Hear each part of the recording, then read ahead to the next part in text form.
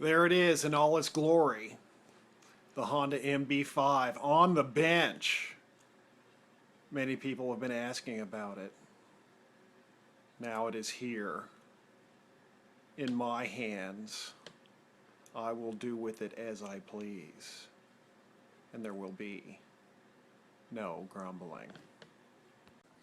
Alright, first order of business. We got a new cylinder, and even though the rings were on the piston and in the cylinder when received, we're going to check the ring gap.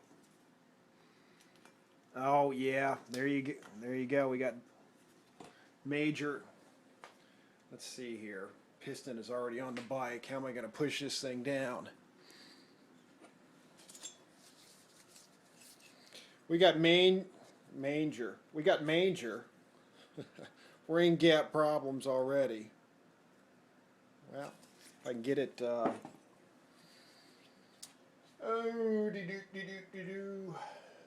maybe a socket. A socket of some sort might be in order. It's too small.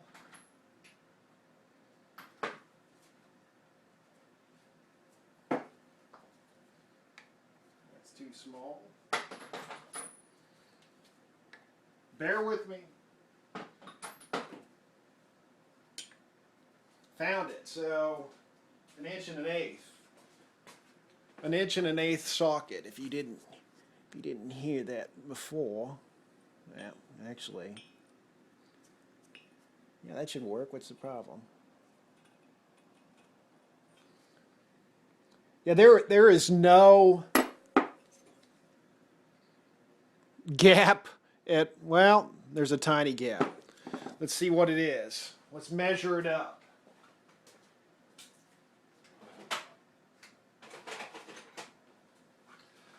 This is I think, a 39 millimeter piston. So I'm going to say the ring gap should be around 0.15, 0.16. Let's start with 0.10.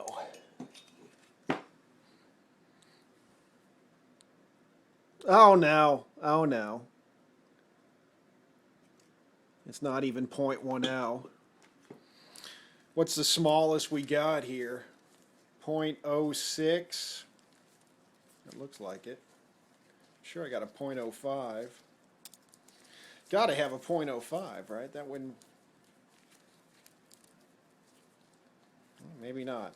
0.06, let's try it. That is a thin piece of metal.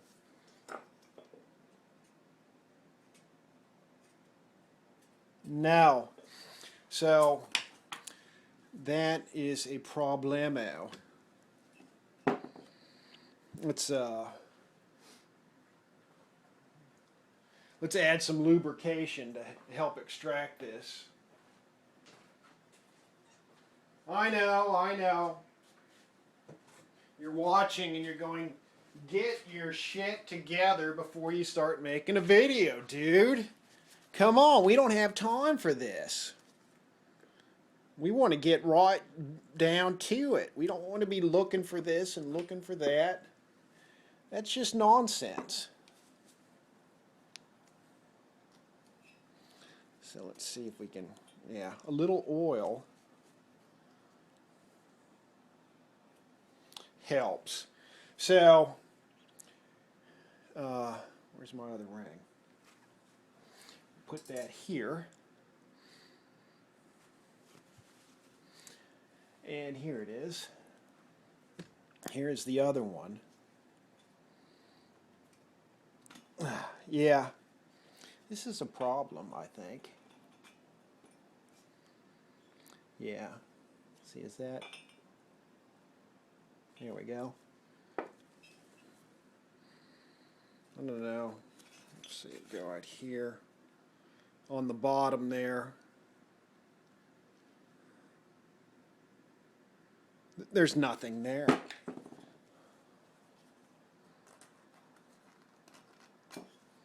So we need to create a ring gap.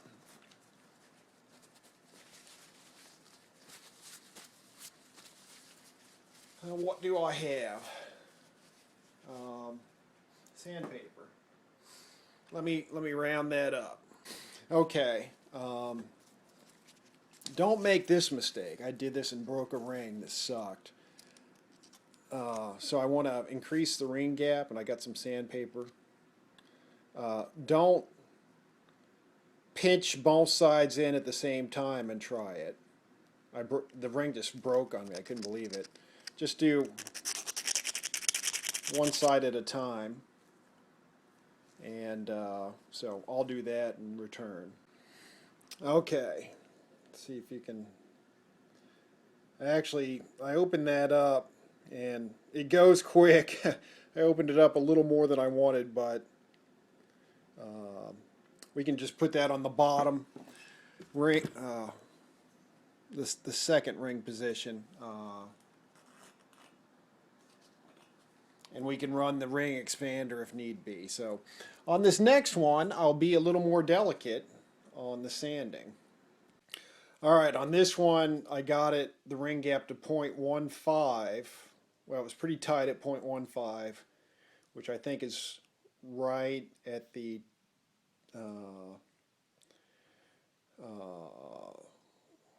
narrow end of the range. So I just gave it a few more strokes with the paper, and so we'll put this one on top and the other one on the bottom. Check it out, we got a brand new hone for the 39mm cylinder. Oh yeah, look at that, never used. Nice and gritty still. Let's see,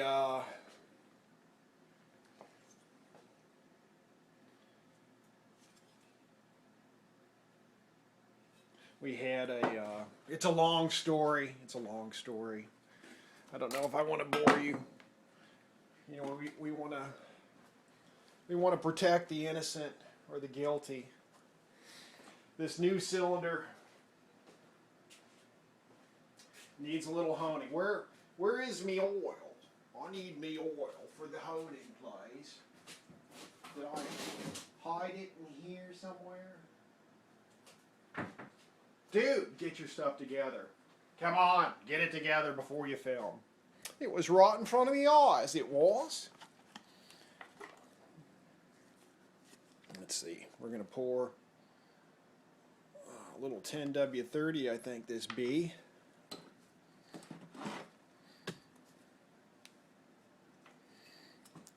And let's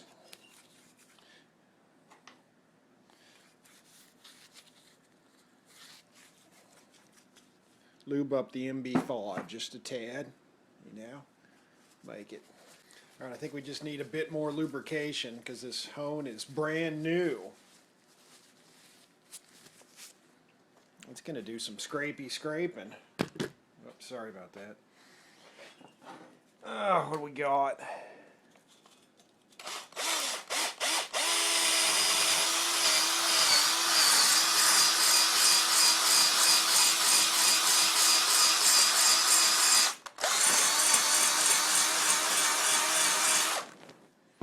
I think that's adequate.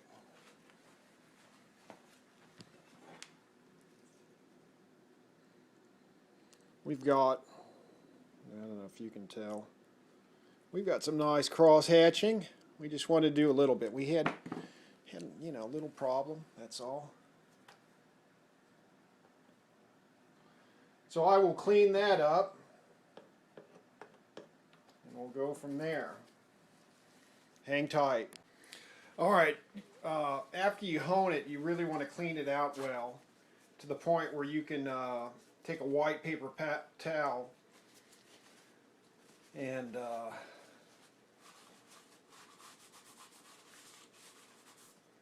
yep, see, we're still getting stuff out. What do you know about that? Let me try that again. I think I was digging around in the exhaust port. I might have. Alright, we're not there yet. But anyways, I'll get that. There There it is. I use just WD-40 and paper towels. And then what I also like to do is take paper towels and stuff them down through the ports.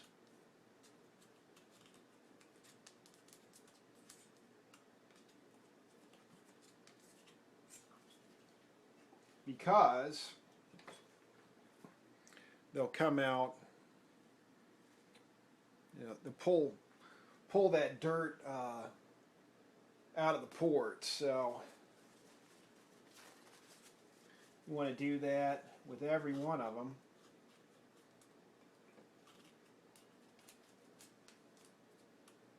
Maybe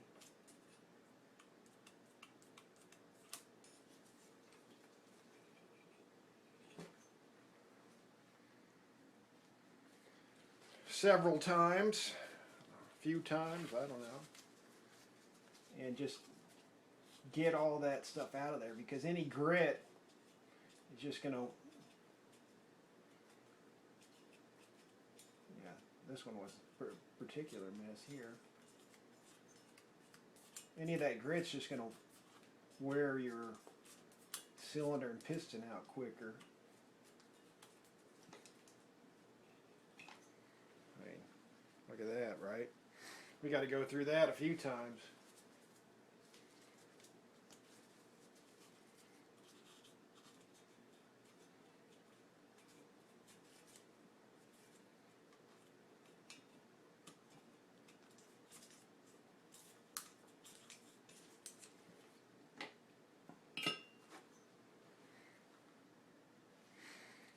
Yeah, I'm going to be at this for a while, so you get the idea. Okay. We are impressively clean. We got a nice crosshatch on there. So we're going to put some two-stroke oil in it and get it over the piston. Now, I suspect that the bearings, the crank bearings, are bad on this. As a matter of fact, I don't suspect, I'm pretty sure.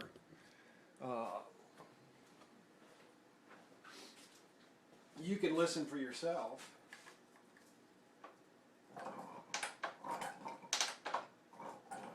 Yeah. Come on out there. So, yeah, those are bad. Those bearings are going to need to be replaced. But anyhow, we're just seeing if we can get this thing to run first, but it's going to have to come apart. So let me just clean up the piston some.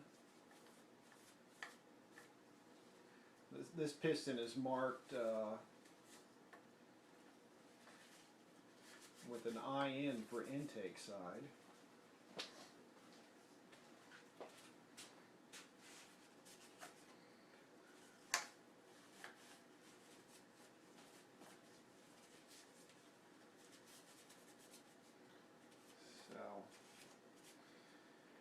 Get a gasket, some two-strokey oil.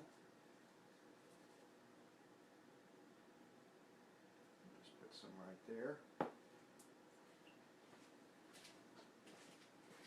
Can you guys see anything here?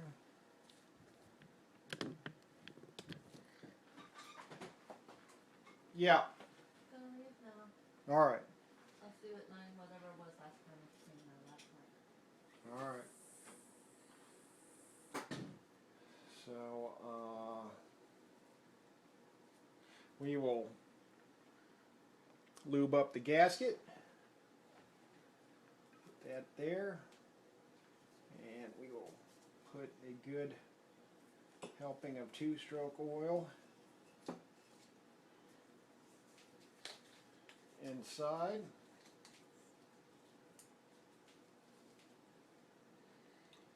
And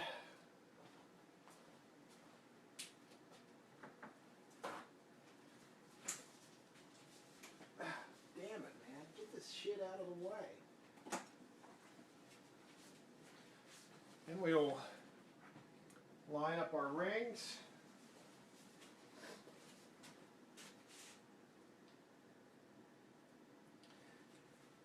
So, I guess a couple rules. You know, cleanliness is next to godliness with this stuff. And then you should not have to force the cylinder over the piston. I mean, you should be able to do it with your hands. All right, which way does this gasket go?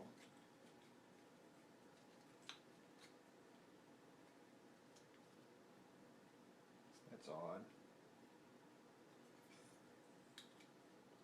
No. Is it this way? One way. Okay, that was tricky.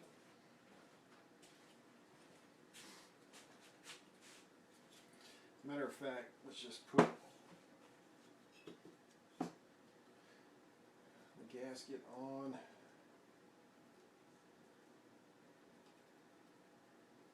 This thing's got some meaty studs, man. These are M8 studs, I think. They aren't playing. I like it.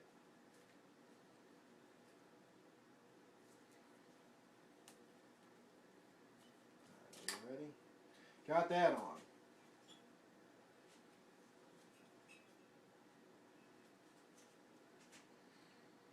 It's a messy job. Better.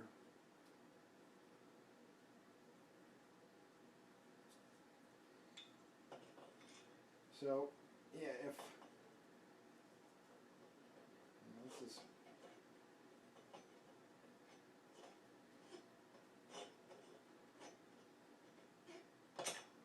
there we go. Kind of a two people would be nice, right? Let me.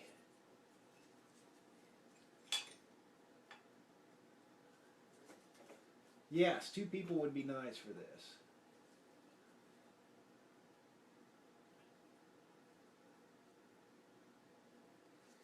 See if we can get it over the first one. That was easy. All right, how about the second one? Is that lined up? No. Stay.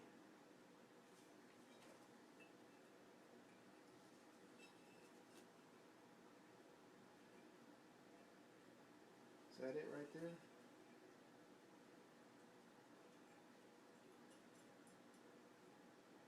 Yeah, that's it.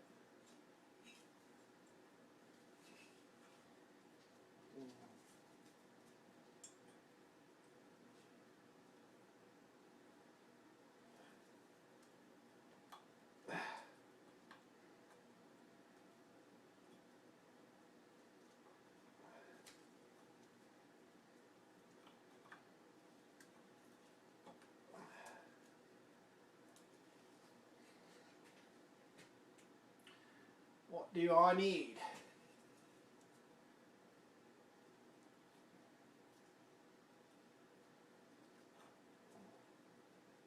I get it? There it goes. And she's on.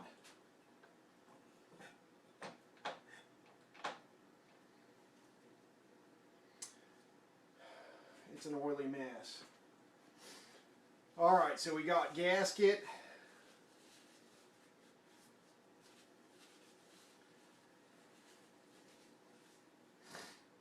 Might as well put this together, right? Head gasket and head.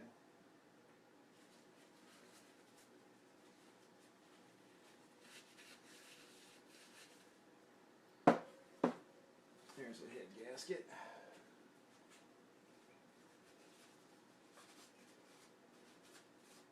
Alright, if I recall, this goes on some special way as well. Nope. Yeah, like that. Should I put the exhaust on? Let's do that. And then will show you something. Where's the exhaust gasket? It's missing.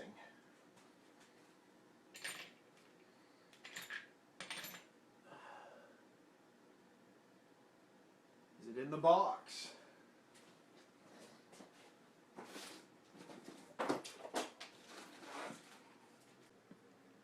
Hey, we're back. So I got it all together, and I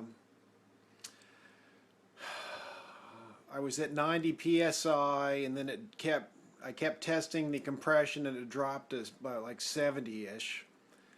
And so I went to check the rings, and the rings look fine. And we've got all this, I guess it's Marvel mystery oil getting churned up from the engine up into the piston and cylinder. I wonder if that's part of the problem. But I'm going to insert the ring expander and under the second ring there and see if that helps and see if we can boost the compression. The piston does come to the top of the cylinder. I initially thought it didn't, but it does. I checked that out. So let's try the ring expander, see what that does, and I wonder if this mystery oil stuff is affecting compression. All right, mb5 update. So I got the compression up to 100 psi by installing the ring expander under the second ring. And then as I continued to test compression, it would fall. It would fall like 20 psi. And in the past, somebody had put in Marvel mystery oil into the bottom end of the engine there. And when that got stirred up and thrown into the cylinder, compression would drop. Now there may also have been water in the bottom end of the engine as well.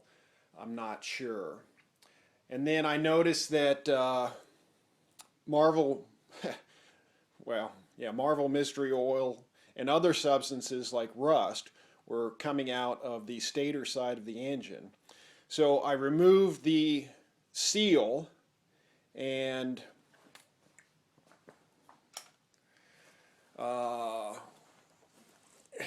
you're not going to be able to see in there, but the bearing is pretty crusty.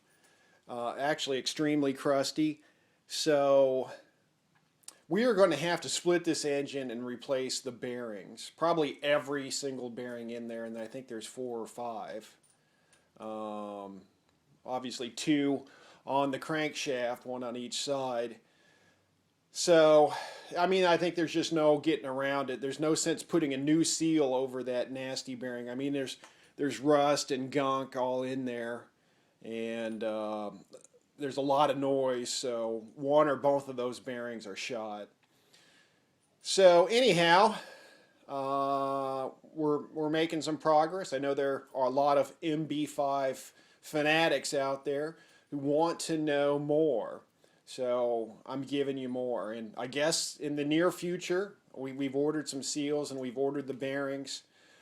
There will be an engine teardown video or video series on the Honda mb5, the ultimate no-pit. I mean, it's basically a motorcycle. This is styled after some,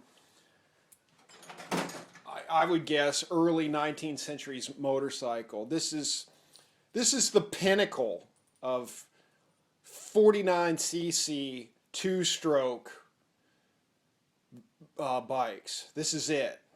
Well, I mean, if it isn't the pinnacle, it's very near the top of the mountain, I think. I mean, it's a 5-speed. You can change it to a 6-speed. It'll do about 50 miles an hour as is. It's probably super reliable. I mean, it's a 39 millimeter piston with this huge cylinder and this huge cylinder head. And I could see putting on a bigger carburetor. How that would help.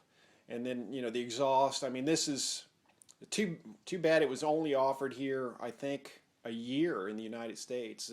Correct me if I'm wrong. But this is truly, I mean, if I'd have started with this, I don't think well, can't say that, but I was going to say I don't think I'd have gotten anything else, but looking back now, I mean, yeah, I'd love to get one of these, and I don't think I'd ride anything else except, you know, maybe going to a real motorcycle. I don't know, but this is kind of cool because it's still a noped. I guess, you know, some call it a motorcycle, but I guess I consider it kind of a noped, but I'm probably wrong.